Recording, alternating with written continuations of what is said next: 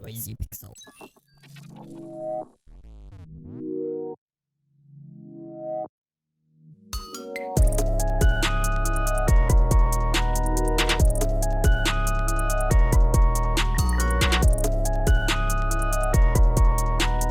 Dark humor might be my favorite type of comedy. I enjoy the way it plays on themes of situations that might be cringy to some, but provides an alternative view on interactions that we may encounter in our daily lives. Now, I'll admit, this isn't what initially caught my eye about Ministry of Broadcast. Instead, I think my addiction to retro platformers like Prince of Persia and Another World made this a game I had to play. With the title releasing on Switch, I thought there's no better time than now, and thankfully I did because the game is fantastic. Still, like other platformers from our past, it can be incredibly frustrating.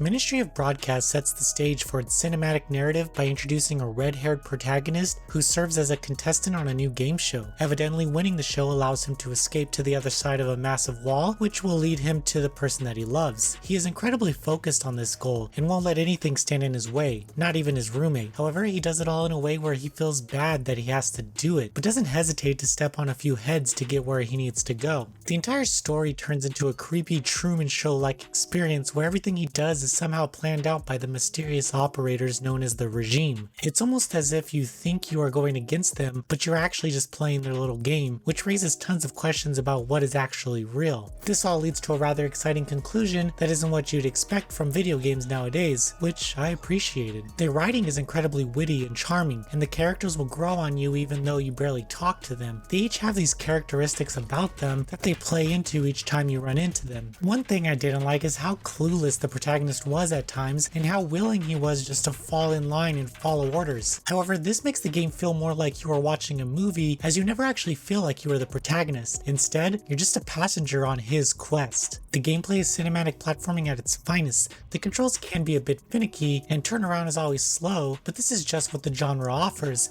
and I unapologetically loved it. It tests your skills in various ways where you need to judge distances accordingly and always be ready to encounter some new obstacles that will quickly kill you.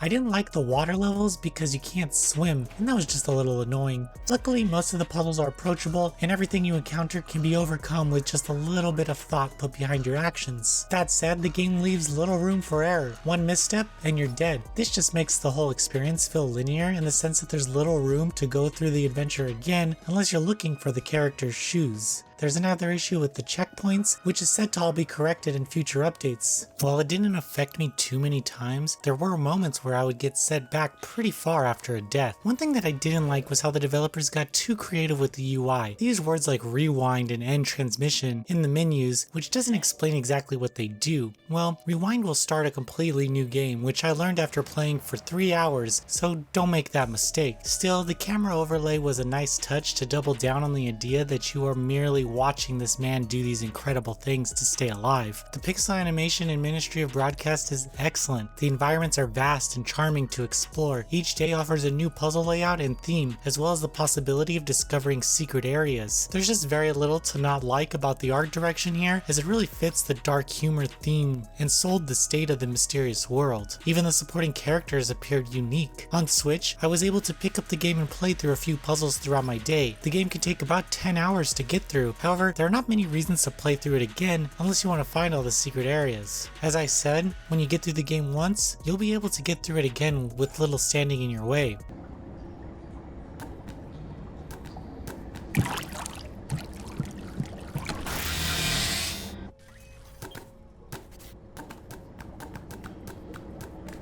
Ministry of Broadcast is a well-made cinematic platformer that does a great job presenting its dark humored themes through haphazard means. Sure, the game is incredibly linear and there are some annoying puzzle layouts, but the overall experience is one that kept me coming back for more. The developer clearly had a vision for this new adventure, and it shows during every moment of gameplay.